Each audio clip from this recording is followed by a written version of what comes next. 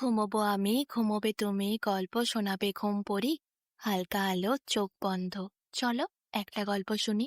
রাতের গল্প বাংলায়। আজকের গল্প 22 মন পালোয়ান। 22 মন পালোয়ান, ইয়া বড় হাত, ইয়া বড় পা। বুকে থাপ্পড় মারে, যেন পাহাড়ের গায়ে পাহাড় এসে পড়ে।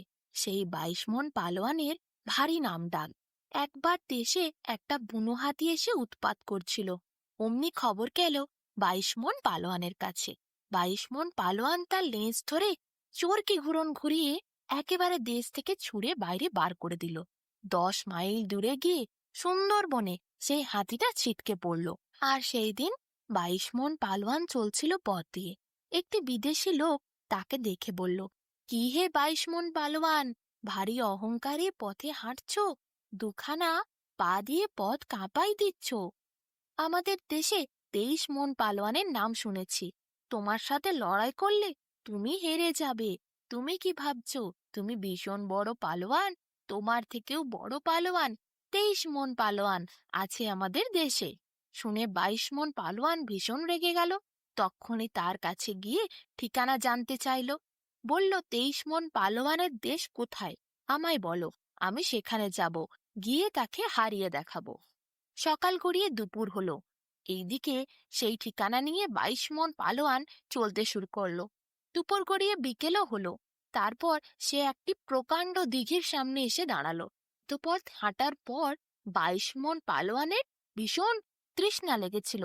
দিঘির মাঝখানে সে দাঁড়িয়েছিল, ভাবলো একটু জল খায়।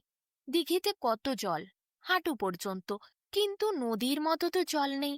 নদীর জলে সে পুরো ডুবে যায়, কোমর পর্যন্ত ডুবে আসে। তার 2 হাত দিয়ে ভালো করে জল খেতে পারে, কিন্তু এই দিঘিতে জল তার হাঁটু পর্যন্ত। হাঁটু পর্যন্ত জল সে কিভাবে খাবে? একটু ঝুঁকে সে ঘপ ঘপ করে জল খেতে আরম্ভ করলো। কিছুক্ষণ পর দিঘির সব জল প্রায় শেষ হয়ে গেছে। এমন সময় সে উঠে একটু পেটটা হাত বুলিয়ে ভাবলো, যাক, পেট ভরেছে, জল খেয়ে মন শান্তি পেয়েছে।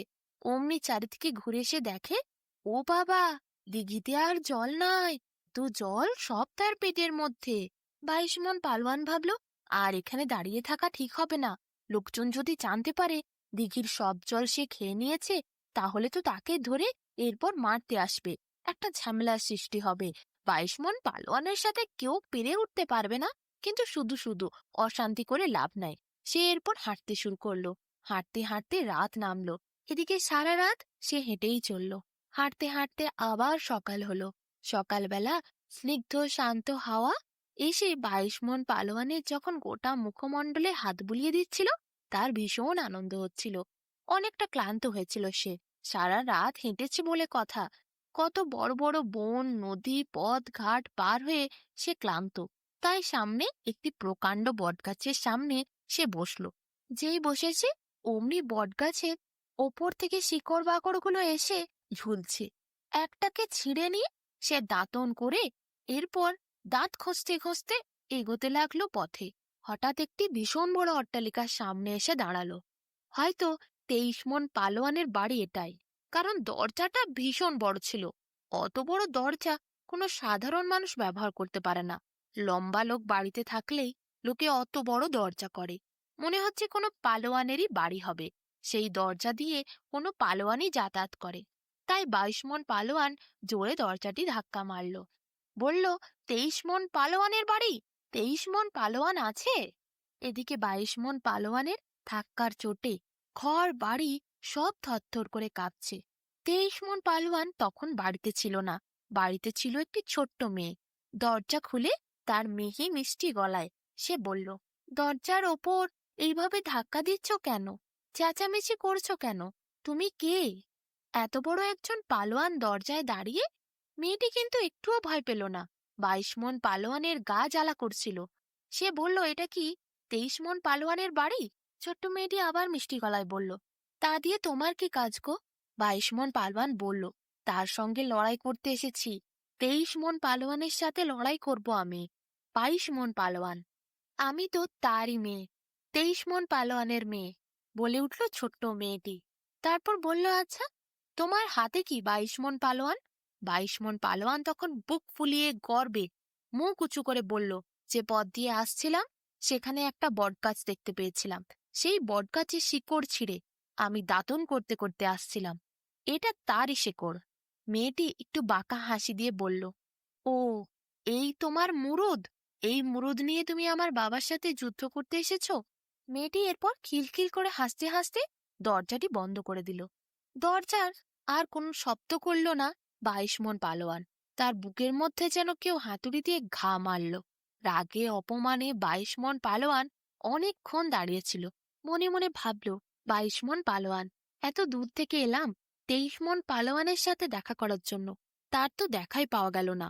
বহুকাল এমন একজন মনের মতো মানুষ পাইনি যার সাথে সত্যি সত্যি লড়াই করা যায়। ভাবলাম 23 মন পালোয়ানের সাথে যুদ্ধ করব। এমন একজন প্রতিযোগীর সাথে যুদ্ধ করার মজাই আলাদা। কিন্তু ভাগ্যে তাও জুটল না। মনের দুঃখে 22 মন পালোয়ান তারপর বাড়ির পথ ধরল। চলতে চলতে এক মাঠের সামনে সে এসে দাঁড়িয়ে দেখল প্রকাণ্ড মাঠটি এক ধারে দাঁড়ালে আরেক ধার দেখতে পাওয়া যায় না। হঠাৎ মাঠের মধ্যে ভূমিকম্পের মতো শব্দ শুনতে পেল, যেন পায়ের তলায় মাটি কাঁপছে।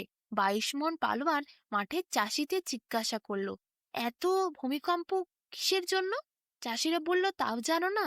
23 মন পালোয়ান চারিদিকে যুদ্ধ করে বাড়ি ফিরছে। সে যে পথ দিয়ে যায় সেই পথ এইভাবে কাঁপতে থাকে। মাঠের পাশ দিয়ে যাচ্ছে, তাই তো তার দাপটে মাঠ কাঁপছে। ওই যে পাহাড়ের মতো দেখা যাচ্ছে, ওইটা এগিয়ে এগিয়ে আসছে, ওটাই তো 23 মন পালোয়ান। 22 মন পালোয়ান তা শুনে খুব আনন্দিত হলো। তাড়াতাড়ি তার দিকে ছুটে গেল। পরনের কাপড়টি ভালো করে গুঁজে নিয়ে বুক ঠুকে 23 মন পালোয়ানের সামনে গিয়ে দাঁড়ালো। 23 মন পালোয়ান তখন জিজ্ঞাসা করলো, কে তুমি? আকাশ থেকে যেন বাজ পড়ল। 22 মন পালোয়ান তেমনি জোরে উত্তর দিল, আমি তোমার সাথে লড়াই করতে এসেছি। আমার নাম শোনোনি? আমি 22 মন পালোয়ান। তখন 22 মন পালোয়ান আর 23 মন পালোয়ানের মধ্যে লড়াই শুরু হলো। একজন এইদিকে তাল ঠুকে 22 মন পালোয়ান 23 মন পালোয়ানের ঘাড়ে পড়ে, আবার অন্যদিকে তাল ঠুকে 23 মন পালোয়ান 22 মন পালোয়ানের ঘাড়ে পড়ে। এ যেন পাহাড়ের ওপর পাহাড় আছড়ে পড়ছে। মেঘের সঙ্গে মেঘের ঘর্ষণে কড়াত কড়াত শব্দ। কেউ যেন কিছুই বুঝে ওঠার আগে সবাই ভূমিকম্প অনুভব করছে। দুই জনের মধ্যে ভীষণ ঠেলাঠেলি। একবার এ এদিকে ঠেলে, একবার ও ওদিকে ঠেলে। মাটি আকাশ বাতাস সব যেন থরথর করে কাঁপছে। এদিকে হলো কি, এক বুড়ি তার ছাগল চড়িয়ে ঘরে ফিরছিল। ছাগলগুলো লাইন করে বুড়ির সাথে যাচ্ছিল, কিন্তু 22 মন পালোয়ান আর 23 মন পালোয়ানের লাফালাফিতে বুড়ির ছাগলগুলো চড়িয়ে এলোমেলো হয়ে গেছিল। দু চারটের হাতে পায়ে অনেক লেগেছিল। বুড়ি তাড়াতাড়ি সেই ছাগলগুলোকে একটা একটা করে ঝুলির মধ্যে পুরে ফেলল। এদিকে দুই পালোয়ান যুদ্ধ করে। বুড়িকে সে পালোয়ানদের টপকে রাস্তা পার হতে হবে। বুড়ি তাই ছাগল নিয়ে পাহাড়ে চড়ার মতো করে দুই পালোয়ানের ওপর চড়ে ফেলল। এক পালোয়ানের থেকে উঠে আরেক পালোয়ানের দিকে গেল। তার কাঁধের থেকে নেমে একেবারে কোমরের কাছে পৌঁছলো। তারপর নিচে নামবে এমন সময় এক চিল বুড়ির ছাগলগুলো লোভে মাথার ওপর গোল গোল করে ঘুরছিল। ছোঁ মেরে ছাগলদেরকে নিয়ে যাওয়ার চেষ্টা করছিল। ঠিকভাবে সে বুড়িকে আর ওই ছাগলগুলোকে লক্ষ্য করে ছোঁ মারতে পারছিল না।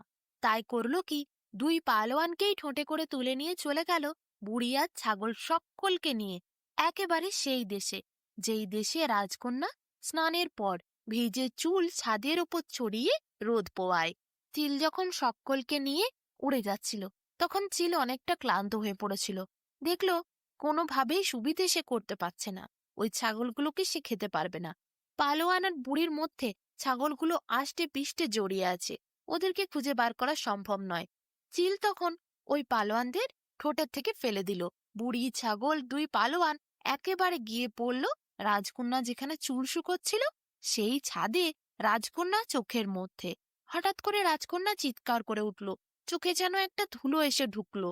রাজকন্যা অমনি যেই চিৎকার করলো তার সখীরা এলো। রাজকন্যা তখন চোখ রগড়ে রগড়ে একাকার করেছে। চোখ ঘষে ঘষে তার চোখ ফুলে একেবারে ঢোল হয়েছে। রাজার কাছে এরপর খবর গেল রাজকন্যার চোখে ধূলিকণা এসে পড়েছে। সেই ধূলিকণার জন্য সে চোখ খুলতে পারছে না, চোখ ফুলে গেছে একেবারে। তখন রাজা কত লোকজন পাঠালেন। সবাই এসে রাজকন্যার চোখের কোণের দিকে তাকিয়ে সেই ধূলিকণাকে বার করার চেষ্টা করলো। অনেক টানাটানি করার পরে শেষে চোখের থেকে সেই ধূলিকণাটি বেরোলো। ধূলিকণাটি হাতে নিয়ে রাজকন্যা দেখলো সেই ধূলিকণাটি অতি ক্ষুদ্র, কিন্তু কেমন যেন আষ্টে পৃষ্ঠে কেউ কাউকে জড়িয়ে আছে এমন। আসলে ওই ধূলিকণা ছিল 22 মণ পালোয়ান, 23 মণ পালোয়ান, বুড়ি আর ছাগল সবাই একসাথে। বুড়ি চেপেছিল 22 মণ পালোয়ান আর 23 মণ পালোয়ানের ঘাড়ে, আর 22 মণ পালোয়ান 23 মণ পালোয়ান যুদ্ধ করছিল, একজন একজনকে জড়িয়ে ধরে কুস্তি করছিল। বুড়ি সে পালোয়ানদের ওপরেই চেপে বসেছিল। পাহাড় থেকে সে আর নামতে পারেনি। বুড়ির ঝুলির মধ্যে সব ছাগলগুলি রাখা ছিল। রাজকন্যা কিন্তু ধূলিকণা ভেবে কিছুক্ষণ হাতে নিয়ে নাড়াচাড়া করে দেখে তারপর দূরে ছুড়ে দিল। সেই ধূলিকণা গিয়ে পড়ল এক সবুজ মাঠে। 22 মণ পালোয়ান 23 মণ পালোয়ান তখন বুঝতে পেরেছে এমন এমন দেশ আছে যেখানে তাদের আকার আয়তন একেবারে ধূলিকণার মতো। তাই তারা লড়াই বন্ধ করেছে। সেই সবুজ মাঠে গিয়ে পড়ার পরে তারা ঠিক করে তাদেরকে দেশে ফিরতে হবে, আর লড়াই ঝগড়া করে লাভ নেই। তাই 22 মণ পালোয়ান আর 23 মণ পালোয়ান বুড়িকে নিয়ে এরপর টুকটুক করে দেশে ফিরে আসে। সেখানে আসার পর আর তারা কোনোদিন লড়াই ঝগড়া করেনি, কারণ তারা দেখেছে রাজকন্যার চোখে তারা ধূলিকণা হয়েছিল। রাজকন্যার কাছে তারা একটি সামান্য ধূলিকণা তুল্য। তাই যেই দেশে যার প্রভাব যতই বেশি থাকুক না কেন, অন্য দেশে গেলে যে তার প্রভাব ততটাই বেশি থাকবে তার কোনো মানে নেই। আজ নিজের দেশে কেউ পালোয়ান হতেই পারে, কিন্তু অন্য দেশে গেলে সে সামান্য ধূলিকণার তুল্যও হতে পারে। তার থেকেও মস্ত বড় পালোয়ান, তার থেকেও মস্ত বড় কোনো মানুষ থাকতেই পারে। রাজকন্যার চোখে পড়া ধূলিকণার তুল্য দুই পালোয়ান, কিন্তু নিজেদের দেশে তারাই সেরা। তাই তারা দেশে ফিরে এলো, আর কোনোদিন নিজেদের মধ্যে ঝগড়া করতো না। 22 মণ পালোয়ান নিজের দেশে ফিরে গেল, 23 মণ পালোয়ান নিজের মেয়ের কাছে, আর বুড়ি চুপচাপ ছাগল নিয়ে এরপর নিজের ঘরে চলে গেল।